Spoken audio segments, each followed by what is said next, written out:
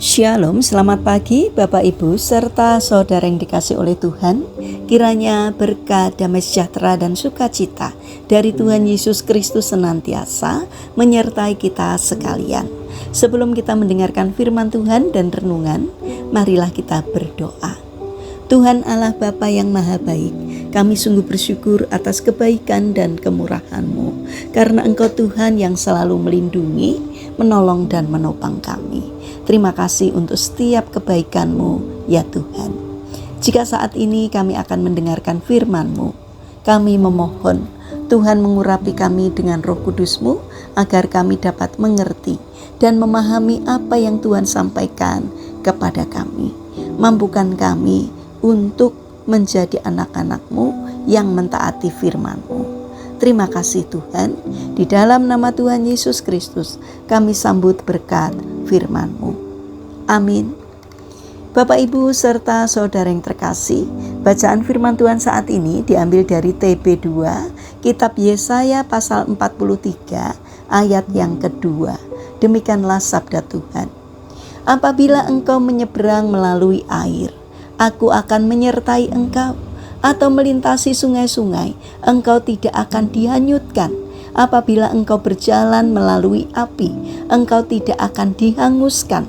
Nyala api tidak akan membakar engkau. Tema renungan saat ini adalah dibentuk melalui proses, disempurnakan oleh Tuhan.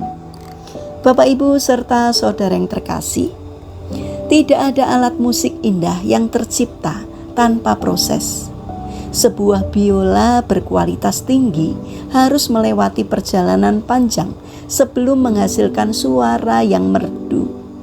Sang pembuat biola memilih kayu terbaik, memotongnya dengan teliti, memahat, menekan, membengkokkan, bahkan mengikis bagian tertentu agar mencapai bentuk yang sempurna. Semua proses itu tentu terasa menyakitkan bagi kayu tersebut. Namun sang seniman tahu persis seberapa kuat kayu itu dapat menahan tekanan.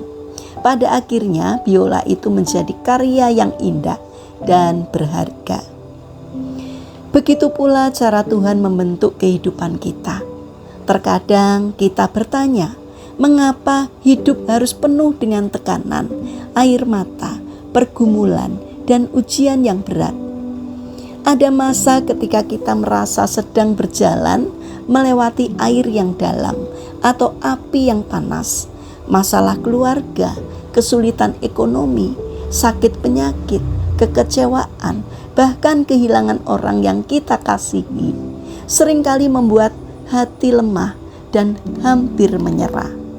Namun melalui firman Tuhan di dalam kitab Yesaya pasal 43 ayat 2, Tuhan memberikan janji yang menenangkan. Tuhan tidak pernah berkata bahwa hidup orang percaya akan bebas dari masalah. Tetapi Tuhan berjanji akan menyertai kita dalam setiap proses kehidupan.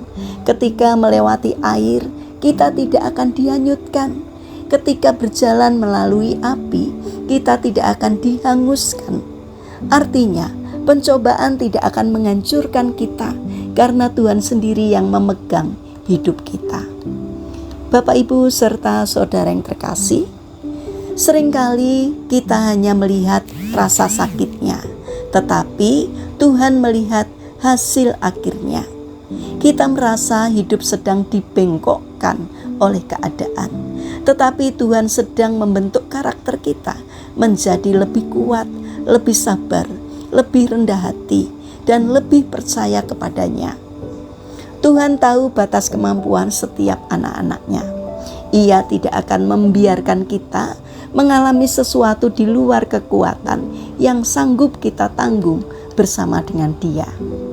Seperti pembuat biola yang menuliskan namanya pada hasil karya terbaiknya, demikian juga Tuhan menaruh tanda kasih-Nya atas hidup kita.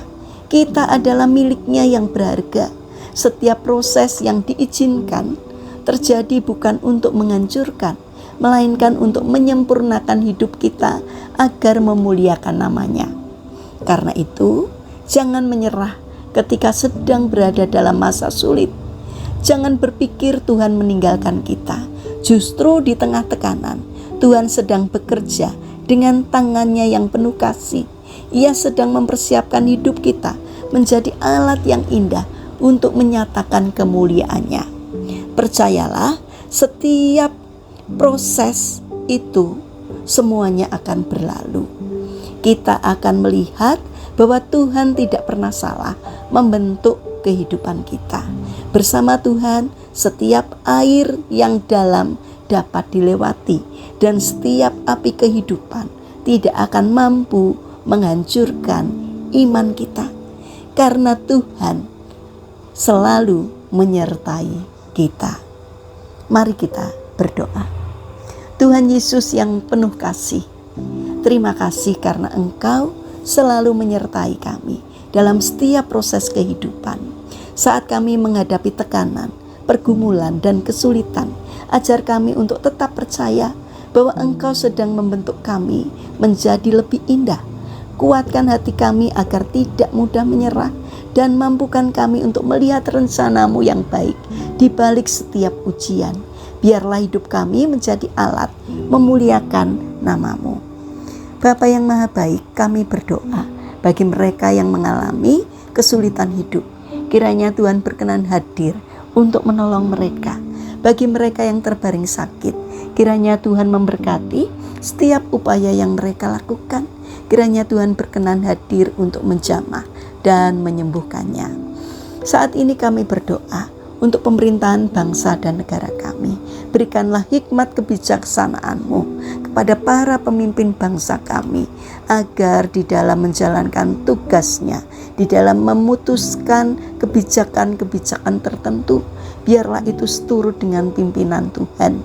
Berikanlah hati kepada mereka, hati yang melayani masyarakat, hati yang melayani Tuhan.